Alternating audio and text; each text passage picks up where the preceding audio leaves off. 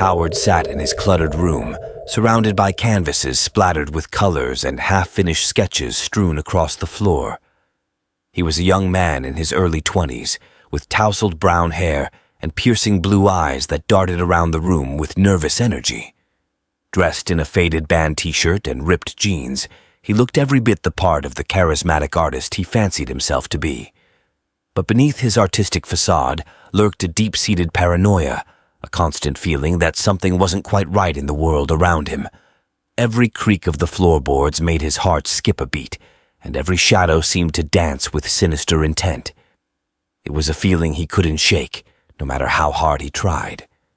Howard's parents, oblivious to their son's inner turmoil, bustled around the house, preparing for their double date night.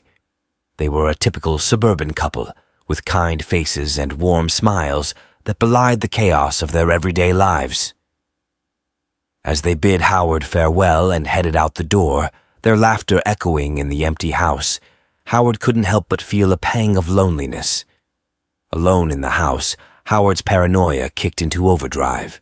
He paced back and forth across his room, his footsteps echoing in the silence of the house.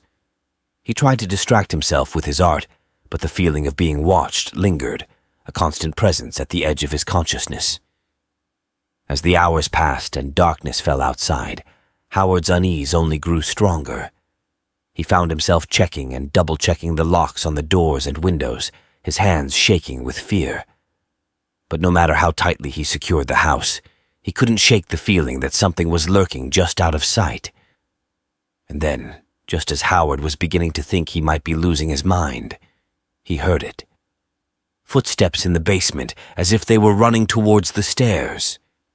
He was listening carefully as they continued. Howard froze, terrified, thoughts fueling his paranoia, his heart pounding in his chest as he listened intently, his mind racing with fear. The footsteps hastened and approached the stairs. As the sound reached the stairs, it all went quiet. The sound banged against the door, a heavy thud that reverberated through the house, sending shockwaves of terror rippling through Howard's already frayed nerves. With a gasp, he stumbled backward, his heart hammering in his chest as he fled to the safety of his room. He slammed the door shut behind him, his hands trembling as he fumbled to lock it. Alone in the darkness of his room, Howard huddled beneath his desk, his breath coming in ragged gasps as he clutched the baseball bat to his chest like a lifeline. Time seemed to stretch on endlessly, each passing moment filled with the oppressive weight of his fear. He dared not move, dared not make a sound, for fear of what might be lurking just beyond the thin veneer of his reality. But as the minutes turned to hours, Howard's terror began to ebb, replaced by a bone-deep exhaustion that seeped into his very bones. He felt his eyelids grow heavy with sleep, his mind drifting into the murky depths of unconsciousness. In that fitful slumber, Howard's dreams were plagued by twisted visions of shadowy figures lurking in the darkness, their eyes glowing with malevolent intent. He tossed and turned beneath the weight of his nightmares, his sleep tormented by the horrors that lurked just beyond the edge of his consciousness. When Howard finally awoke, it was with a start, his heart racing as he bolted upright, hitting his head on his desk. For a moment he sat there, disoriented and drenched in cold sweat, his mind struggling to make sense of the chaos that surrounded him.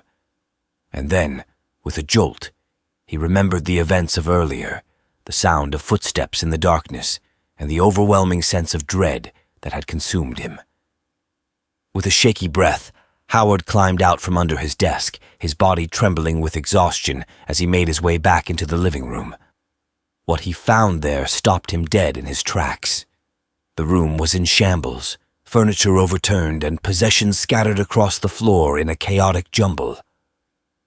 Howard's heart pounded in his chest as he surveyed the destruction, his mind reeling with disbelief.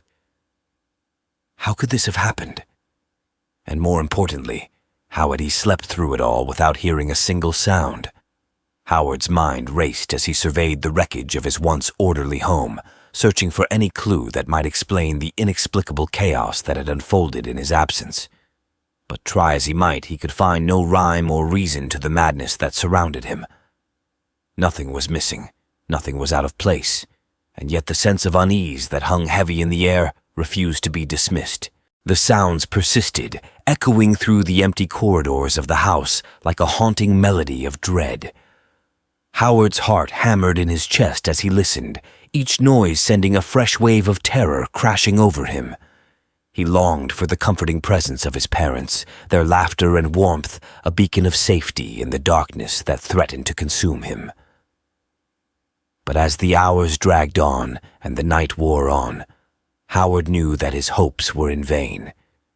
His parents would not return until morning, leaving him alone to face whatever malevolent force lurked in the shadows of his home. And so he waited, his fear gnawing at him like a hungry beast, his mind racing with 1,000 terrifying possibilities. And then, just when Howard thought he couldn't bear it any longer, he stumbled upon something odd in the basement. A strange object, out of place amidst the clutter and chaos that filled the room. With trembling hands, he reached out to touch it, his fingers brushing against its cool, smooth surface. And that's when he saw it.